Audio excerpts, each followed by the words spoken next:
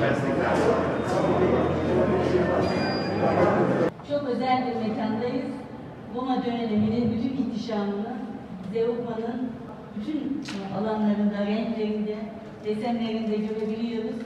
Bu çok özel konuda, çok özel mekanda sizi ağırlamaktan şehri emin olarak ne kadar mutlu olduğumu ifade etmek istiyorum. Kıymetli Büyükelçime, değerli hanımefendiye, değerli bakan yardımcımıza, tüm misafirlerimize, Gazi şehrimize hoş geldiniz, şerefler verdiniz diyorum. Derelerin Alaner'den üstün olduğunu ve bu konudaki manevi değerlerimizin, medeniyetimizin nasıl bu göçe ilaç olduğunu hepimiz şahit olduk. 500 bin mültecisiyle bugün 10 yıllardır birlikte yaşayan Gaziantep'te en önemli şeyin artık iyi yönetişim olduğunu görüyoruz.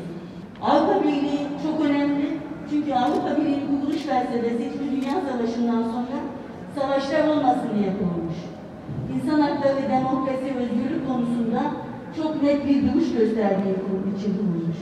Avrupa Birliği'nin güçlü duruşunun dünya barışı için ne kadar önemli olduğuna inanıyorum. O yüzden bu büyük meseleyi tek başına bir ülkenin, tek başına bir şehrin çözmesi mümkün değil.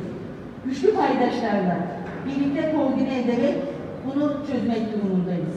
Aslında mesele buradaki alınan hibe, alınan mali destek değil. Aslında en büyük mesele birbirimizle kardeş olmamız. En büyük mesele empati yapmamız. Birbirimizi kendimizin onun yerine koymamız. Ve en önemli mesele dünya barışına gidecek yolda hepimize düşen görevin hakkını vermemiz.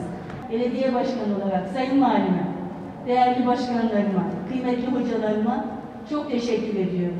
Bunun sonunda bugün baktığımız zaman 500 bin mültecisiyle kardeşlik modelini konuşan, sınır güvenliğini tesis etmiş, artık Zeytin Dalı'yla, bugün Fırat Kalkanı'yla Amerika'dan, Avrupa'dan daha da güvenli hale gelmiş bir Gaziantep var.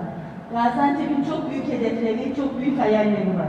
İşte bu birliktelik bize iyilerin kazanacağını, yaşatanların kazanacağını, ailen bebeklerinin ölmesin diye uğraşanların kazanacağı yeni bir dünyayı inşa etme fırsatı veriyor. Geldiğiniz için, bu güzelliği bizimle paylaştığınız için hepinize çok teşekkür ediyorum. Rabbim yolumuz açık olsun diyor, yar ve yardımcımız olsun diyor. Sizi sevgiyle, saygıyla selamlıyorum.